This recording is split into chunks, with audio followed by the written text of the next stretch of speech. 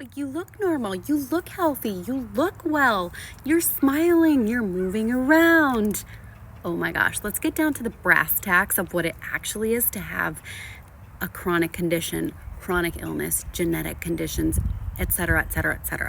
Just because I'm up and moving around, or I went to the grocery store on a given day, or I drove all the way to Costco and got all of our groceries, or because we're simply smiling and showing up on the internet, does not mean that it minimizes anything that we're going through.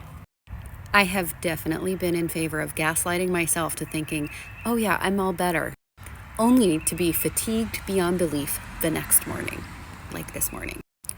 But does that stop us from getting up and getting in the shower? Not really. I don't think so.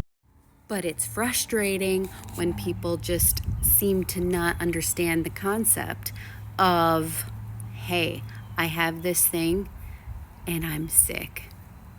Let me give you the version of what I've been told I have going on.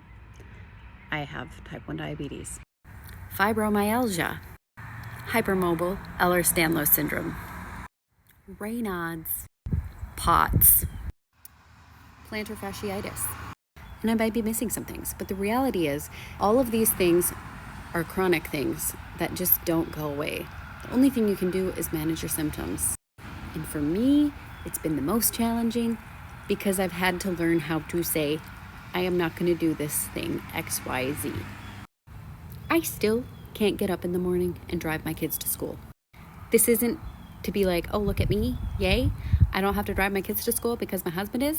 This is literally the reality of what it's like to live with chronic conditions. Am I identifying as them? No. I'm actually trying to visualize myself as being well and healthy. And that's done me more good than anything else out there. I'm eating a ketogenic diet under the guidance of my endocrinologist. My labs prove that I'm not in acidosis. I have had the run around the rosies of labs and tests and all that. Nothing comes back except for elevated enzymes, liver enzymes, and the C-reactive protein. CRP is elevated. But I just want to remind you out there that people who I've talked to who also are struggling and dealing with autoimmune conditions and illnesses and chronic issues, there are people who end up feeling very isolated and alone.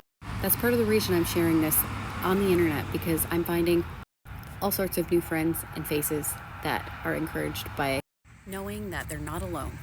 And so if you're one of these people, I just want you to know you're not alone. Thanks for listening to all 3 minutes.